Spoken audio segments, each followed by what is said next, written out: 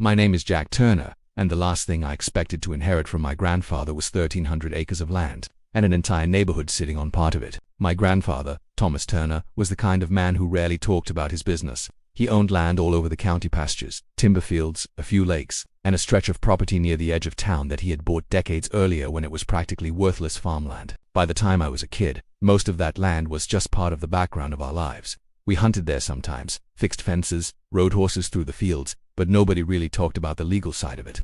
Then, about 10 years ago, a developer bought property near the southern edge of my grandfather's land and built a large suburban neighborhood called Oak Hollow Estates. Neat houses, paved streets, community parks, and of course, a homeowners association.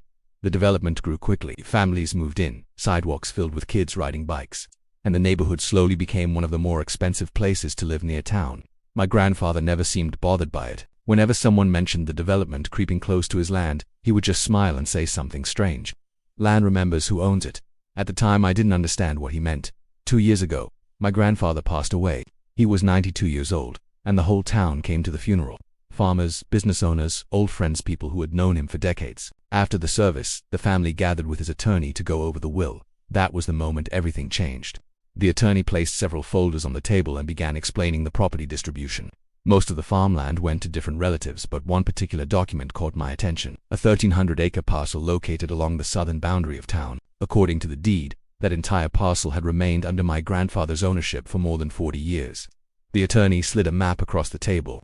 "That property now belongs to you," he said. I looked down at the map and immediately recognized the area because something very important sat right in the middle of that parcel. Oak Hollow Estates. At first I thought it was a mistake. How can a neighborhood be on land my grandfather owned? I asked. The attorney smiled slightly. "It's not uncommon," he said. Then he explained something that completely changed how I looked at the situation. When the developer built Oak Hollow Estates, they didn't purchase the land itself. They signed a long-term ground lease with my grandfather. The houses were owned by the residents, but the land underneath the entire neighborhood was leased from him, and now that lease belonged to me. For the first few weeks, nothing happened. Most residents didn't even know the land beneath their homes was leased property, but one person did know: Karen Whitfield. Karen was the president of the Oak Hollow HOA. About a week after the will was finalized, she showed up at my ranch house with a folder full of documents. She sat down at the kitchen table and immediately started talking about community expectations. According to Karen, the HOA expected the existing lease terms to remain exactly the same. The agreement required the HOA to pay an annual land lease fee for the entire development. It wasn't a huge amount of money, just enough to maintain the arrangement.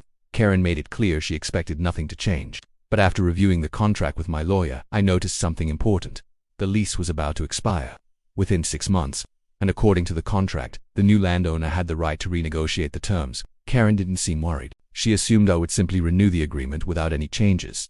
But then something happened that changed my mind. A few weeks later, I received a letter from the HOA. It complained about several issues with my ranch property that bordered the development. Apparently my cattle fence wasn't aesthetically pleasing. The barn roof was visible from certain houses, and residents had concerns about agricultural activity near their property lines. Karen wanted me to make visual improvements to my ranch. I read the letter twice, then I laughed. The HOA president was trying to enforce neighborhood appearance rules on land that her entire community was leasing from me. That was the moment I decided the lease renewal would look very different. 6 months later, the HOA board gathered for the lease renewal meeting. Karen arrived with several board members and a stack of paperwork. She expected the same agreement they had always had. Instead, I handed them a new contract proposal. The annual land lease would increase 3 times higher than before. The room went silent. Karen looked stunned. "You can't do that," she said. I calmly pointed to the clause in the original contract allowing renegotiation when the lease expired. Her lawyer read through the document and quietly confirmed the truth. Legally, I had the right to set new terms. Karen argued that residents wouldn't accept the increase, but the alternative was even worse. Without a lease agreement, the development technically had no legal right to occupy the land. No one wanted that situation. Over the next few weeks, negotiations continued.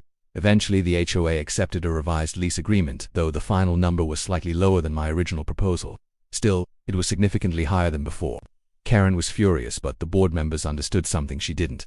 The land beneath their homes wasn't theirs. It never had been. These days, Oak Hollow Estates still looks like the same quiet suburban neighborhood. Kids ride bikes along the sidewalks. Families walk their dogs in the evenings. Most residents don't even think about the land beneath their feet.